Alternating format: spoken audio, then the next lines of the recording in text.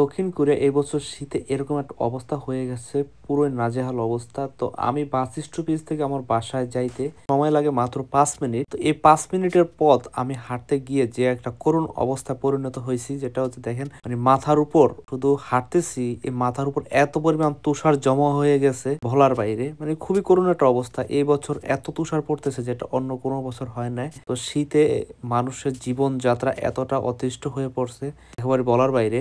আর এই শীতের ভিতর কেউ যদি মাইনাসের পোশাক বা সেফটি না নিয়ে বাইরে বের হয়, তাহলে তার অবস্থা তো পুরোই করুণ হয়ে যাবে। আমাদের হচ্ছে হাত আর মুখ এই দুইটা জায়গায় প্রচুর জ্বলছে, যেহেতু এটাতে কোনো কাপড় নাই বা কি, এটা খোলা। এই দুই জায়গাগুলো, হাত আর মুখগুলো, নাক, এত পরিমাণ জ্বলতেছে বলার বাইরে, কারণ শীতের পরিমাণ এতটাই ঝাঁঝালো, খুব বলার বাইরে।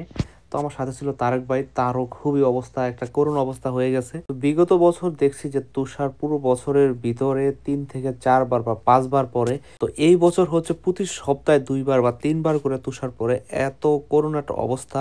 তো সবকিছুর ভিতরে একটাই দোয়া করি, আল্লাহ সবাইকে নিরাপদ রাখুক, সুস্থ রাখুক, এই কামনাই করি। আর আপনি আমার পেজে নতুন হয়ে থাকলে পেজটিকে লাইক কমেন্ট ফলো দিয়ে সাথে থাকবেন। পরবর্তী ভিডিও দেখার আমন্ত্রণ রইল। আজকে এই পর্যন্তই, আল্লাহ হাফেজ।